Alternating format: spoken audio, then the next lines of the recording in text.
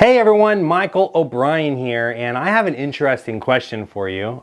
Someone asked me, how much skill is actually required to be a magician?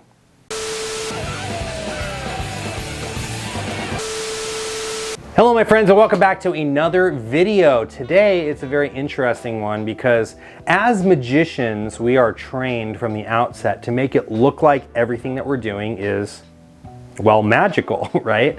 Seemingly that it didn't take any skill at all. At a whim, you can just wave your hand and make something appear or make something vanish, right? Taking a card, putting it into the deck. How do I find it? Easy peasy, just a wave and a snap, and we know that that card's gonna come up to the top of the deck. So how much skill does it really take to be a magician? And that's a question that if a spectator assumes none at all, it's just super simple, it's kind of a double-edged sword, right? It hurts a little bit in the one aspect because you know that you've spent hours perfecting your craft, you know, really honing in these skills to be able to go out and perform for the world. But at the same time, you don't want it to look like it's very difficult, because the more difficult it looks, the less magical it looks. So to answer the question simply, how much skill does it actually take to be a magician? The real question is how much skill and practice and time and effort does it take to put on a good magic performance?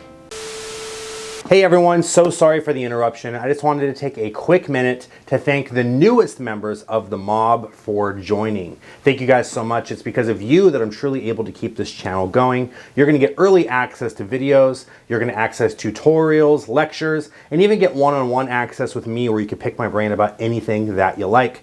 If you guys would like to join them and become a member of the mob, please click the join button, or you can click the membership tab right here on the channel for more information. If you guys would like to see some more awesome magic, please head over to my online magic shop at o'brienmagic.com. And as always, if you enjoy these videos, please go ahead and click the subscribe button and ring the bell so that you'll be notified every time I upload a new video. Thank you so much for the interruption. And now back to the video. So the honest truth is anyone can go out and perform magic for people. I mean, I work at a magic shop where all day people come in, they buy new magic tricks, and the first thing that they do is they run out the door and they want to show their family, they want to show their friends the cool new magic trick that they just bought. But the question is, how much time and effort do they put into learning that trick? Now, in some cases, the trick is so easy, it's 100% self-working. Once you understand how the trick works, you know, it's just bada bing, bada boom, the trick does the thing, right? So for example, there's a trick called the psychic die. You guys might remember this. It's an old Adams effect with like a little canister that kind of looks like a film canister with a little cap. And you put a dice inside of it, and you tell the person, look, you can't see through the top of the dice, you can't, or through the top of the container, you can't see through the bottom of the container, but I could tell you what number it is that you chose, and then you reveal their number to them, right? And it's so easy, it's like the gimmick does all of the work for you. But it's how you perform it. How entertaining is it? Did it fall apart? When I say fall apart, I mean like, did you screw the trick up? Did you have to stop and think, oh, what comes next? What's the next thing that I do, right? Was it deceptive, or did the spectators catch on to the fact that you were peeking at the thing, and that's how you know the number that they're thinking of, right? So the way that you want to think about this is like an iceberg, right? So the tip of the iceberg is the magic performance itself, right? The thing that the spectator sees. But what the spectators don't see is all of this stuff underneath it, and that is the technique that you have to master. You have to master these techniques, right? Misdirection. You have to know how to misdirect and redirect your spectators, right? The psychology of the performance, right? So knowing at what time to do what thing, and what words do you say that are going to make this as impactful as possible. These are things called magic theory, right? Putting all of these things together are going to help you to craft a good performance.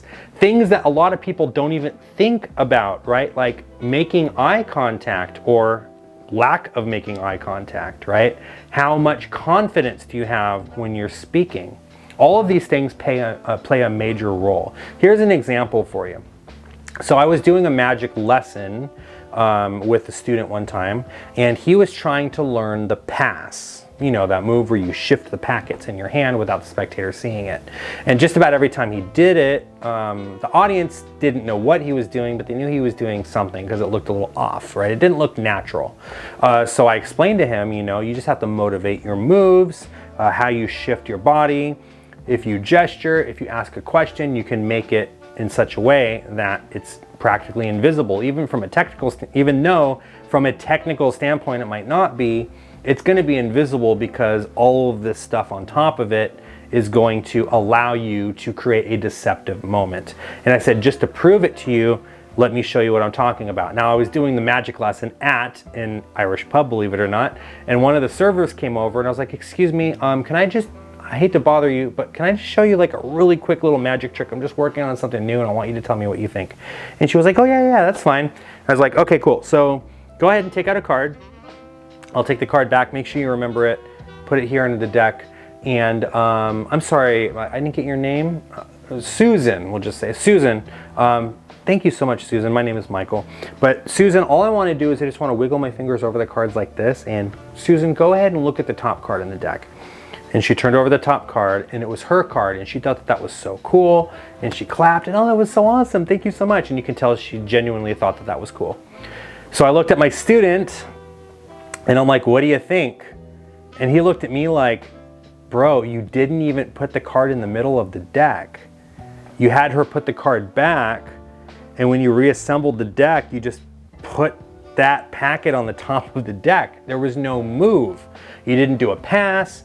You didn't have to cull. You didn't have to do anything. The card just was on the top of the deck.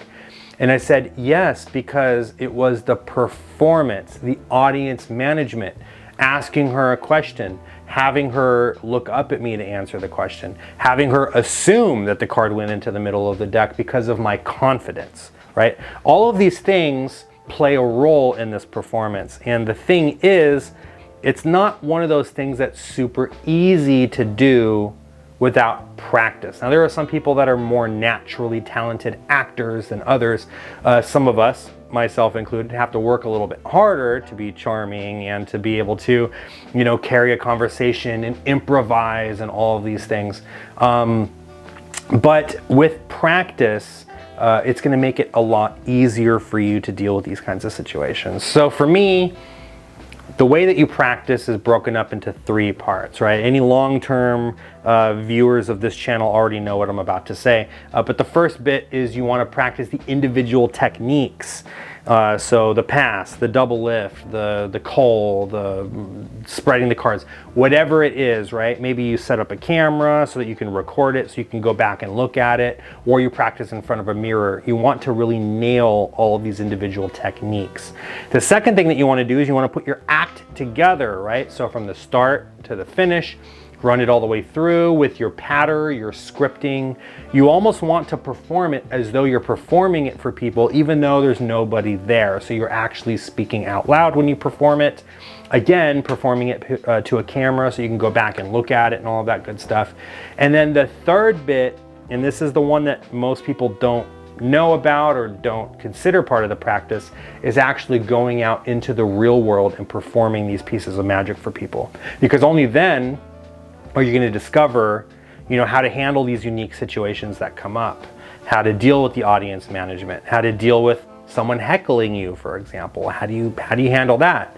You start to learn to prepare for these things, and over time, it gets to a point where you can do it really just as a reflex. It just kind of happens, right? But if you're focusing on the technique because you haven't practiced enough, you're not going to have the confidence to be able to deal with these situations from a performance aspect. So that's why it's very, very important. So to answer the question in the sort of long-winded way that I did, how much skill is actually required to be a magician? The answer is it really depends on, do you want to be like a magician that just does a quick trick and the person thought, oh, that was cool, and then they move on with their day? Or do you want to be this magician that brings this audience in this immersive experience? You're quick-witted, you're charming, you're funny, you have them at the edge of their seat, you have them laughing and peeing their pants, whatever it is, right? It really kind of depends. For me, I want to be the best magician that I can be. So how much skill does it require to be that? Well, the amount of skill is going to be the amount of time, effort, and practice that you put into your craft. But let me know what you think.